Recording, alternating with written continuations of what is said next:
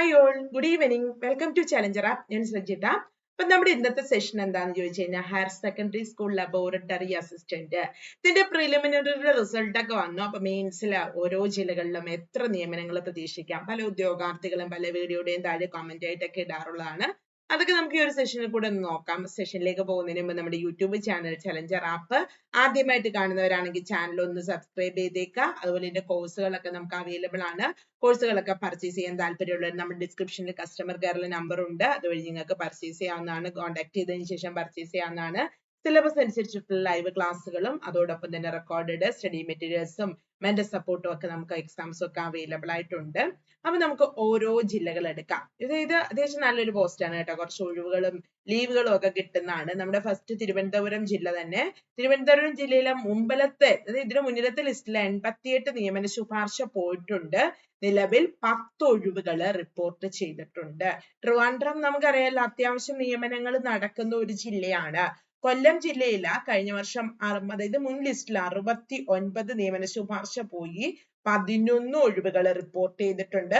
ആലപ്പുഴ ജില്ലയിലെ 39 നിയമന ശുപാർശ കഴിഞ്ഞ പ്രാവശ്യം പോയി 3 ഒഴിവുകളാണ് നിലവിൽ റിപ്പോർട്ട് ചെയ്തിരിക്കുന്നത്. ചെറിയ ജില്ലയാണ്, ഒഴിവുകൾ താരതമ്യേന കുറവായിരിക്കും കേട്ടോ. പത്തനംതിട്ട ജില്ലയിലെ 15 നിയമന ശുപാർശ പഴയ ലിസ്റ്റ് പോയി നിലവിൽ 5 ഒഴിവുകൾ റിപ്പോർട്ട് ചെയ്തിട്ടുണ്ട്. കോട്ടയം ജില്ലയിലെ കഴിഞ്ഞ ലിസ്റ്റിലെ 10 നിയമന ശുപാർശ പോയിട്ടുണ്ട്. നിലവിൽ ഒരു ഒഴിവാണ് റിപ്പോർട്ട് ചെയ്തിരിക്കുന്നത്.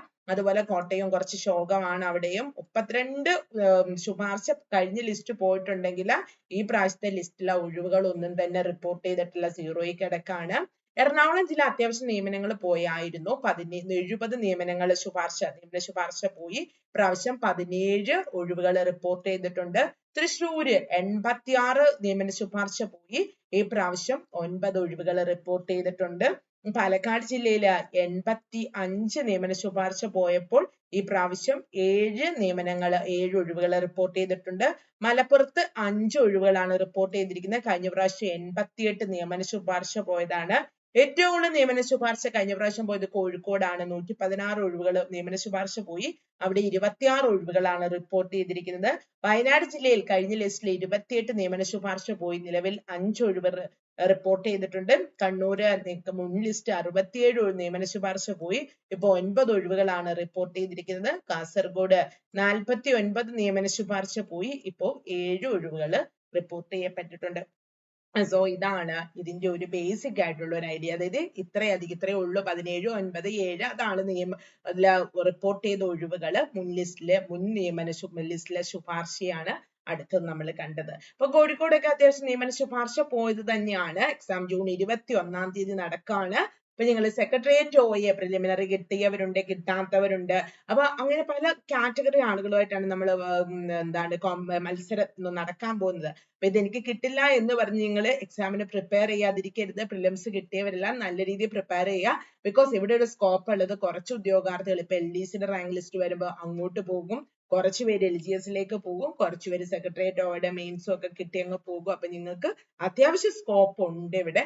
സോ നന്നായിട്ട് തന്നെ പഠിക്കുക. ഇനിയുള്ള ഓരോ ദിവസങ്ങളും പഠനത്തിനായിട്ട് മാറ്റിവെക്കുക. മാക്സിമം മോക്ക് ടെസ്റ്റുകളൊക്കെ എഴുതാനായിട്ട് നോക്കുക. നിങ്ങൾക്ക് മോക്ക് ടെസ്റ്റുകളൊക്കെ എഴുതാനായിട്ട് നമ്മുടെ ആപ്പ് ഒന്ന് ഇൻസ്റ്റാൾ ചെയ്തേക്കുക. ആപ്പ് ഇൻസ്റ്റാൾ ചെയ്യാനായിട്ട് ലിങ്ക് ഞാൻ ഡിസ്ക്രിപ്ഷനിൽ കൊടുക്കാം.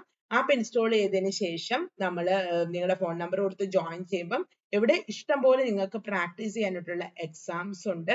അത് നല്ല രസമാണ്. നിങ്ങൾക്ക് വേറൊരു ആളുമായിട്ട് ഇങ്ങനെ കോമ്പറ്റീഷൻ നടത്തി ആ രീതിയിലൊക്കെ പഠിക്കാം. അപ്പൊ പെട്ടെന്ന് മറന്നുപോയില്ല, അത്രയധികം ക്വസ്റ്റ്യൻസ് നമ്മുടെ ആപ്പിൽ അവൈലബിൾ ആയിട്ടുണ്ട്. സോ ആപ്പ് ഇൻസ്റ്റാൾ ചെയ്യണം. അതുപോലെ കോഴ്സും നമുക്ക് അവൈലബിൾ ആണ്. കോഴ്സ് പർച്ചേസ് ചെയ്യാൻ താല്പര്യമുള്ളവർ നമ്മുടെ ഡിസ്ക്രിപ്ഷൻ കാണുന്ന നമ്പറിൽ കോൺടാക്ട് ചെയ്യുക. സിലബസ് അനുസരിച്ചിട്ടുള്ള റെക്കോർഡഡ് ക്ലാസ്സുകളാണ്. കാരണം നമുക്ക് ഇനി ലൈവ് തരാനുള്ള സമയമില്ല. അതോടൊപ്പം തന്നെ നമുക്ക് ലൈവ് ക്ലാസ്സുകളും ഉണ്ട്. സ്റ്റഡി മെറ്റീരിയൽസ്, മോക്ക് ടെസ്റ്റ്, റിവിഷനും ഒക്കെ അവൈലബിൾ ആയിട്ടുണ്ട്. ജോയിൻ ചെയ്യാൻ താല്പര്യമുള്ളവർക്ക് ജോയിൻ ചെയ്യാം. വീഡിയോ ഇഷ്ടമെങ്കിൽ ലൈക്ക് ചെയ്യുക, ഷെയർ ചെയ്യുക. നമ്മുടെ ചാനൽ ആദ്യമായിട്ട് കാണുന്നവർ സബ്സ്ക്രൈബ് ചെയ്യുക. വീണ്ടും വേറൊരു വീഡിയോ ആയിട്ട് കാണാം. Thank you all.